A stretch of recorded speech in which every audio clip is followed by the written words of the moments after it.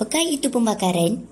Pembakaran ialah tindak balas yang berlaku bila suatu bahan dipanaskan dengan kehadiran oksigen dan bebaskan tenaga haba dan tenaga cahaya. Apakah syarat pembakaran? Syarat pembakaran ada 3. Mari kita lihat. Antara syarat pembakaran adalah oksigen, haba dan bahan api. Antara cara untuk mengelakkan kebakaran adalah dengan memadam salah satu syaratnya, iaitu oksigen, haba dan bahan api. Apakah itu alat pemadam api? Alat pemadam api ialah alat perlindungan kebakaran yang digunakan untuk memadamkan api atau mengendalikan kebakaran kecil. Terdapat pelbagai jenis alat pemadam api seperti busa, serbuk kering dan sebagainya.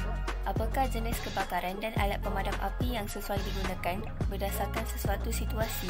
Yang pertama adalah pepejal, contohnya seperti kayu, kain dan juga kertas. Jenis pemadam api yang sesuai digunakan terdapat 2, iaitu air dan juga serbuk kering. Kedua pula adalah cecair, contohnya seperti minyak, varnis dengan cat. Jenis pemadam api yang sesuai digunakan ada 3, iaitu busa, serbuk kering dan juga karbon dioksida. Seterusnya adalah gas.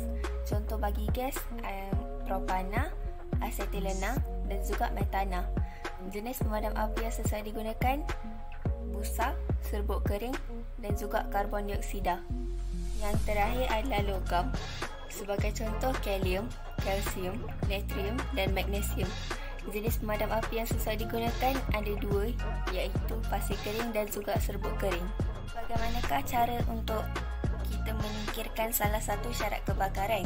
Okey, macam yang kita tahu, untuk mengelakkan kebakaran adalah dengan memadamkan salah satu syaratnya, antara oksigen, haba ataupun bahan bakar. Jadi ianya dapat dilakukan dengan melakukan 3 teknik berikut. Yang pertama, menyelimuti. Maksud dia memutuskan hubungan bahan bakar dengan oksigen ataupun udara. Yang ni dengan cara menyelimuti ni kita dapat memadamkan syarat kebakaran yang oksigen. Yang kedua, mendinginkan. Maksud dia mendinginkan permukaan terbakar dengan air ataupun lapisan karbon dioksida. Yang ini dia akan menghapuskan syarat kebakaran yang haba. Dan yang ketiga, mengurangkan ataupun memutuskan sumber bahan bakar. Bermaksud memisahkan benda terbakar, jauhkan benda belum terbakar dan tutup punca bekalan gas ataupun minyak. Yang ini dia akan memadamkan syarat kebakaran bahan bakar. Apakah sikap berjaga-jaga yang perlu diamalkan untuk mengelakkan kebakaran? Kita boleh elakkan kebakaran dengan mengamalkan langkah-langkah berikut. Antaranya, simpan mancis dan pemetik api di tempat selamat dan jauh dari kanak-kanak. Sentiasa peka dengan alatan elektronik yang digunakan, dan memasang pengesan asap dan penggerak kebakaran di rumah. Kesimpulannya, kita perlulah mengelakkan pembakaran terbuka atau pembakaran hutan yang akan menyebabkan jerebu dan beri kesan buruk kepada makhluk lain seperti manusia dan haiwan.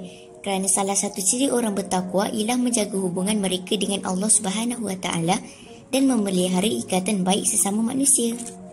Ingatlah bahawa kita perlu sentiasa berhati-hati ketika melakukan sebarang aktiviti yang melibatkan api. Api, ketika kecil menjadi kawan, ketika besar menjadi lawan.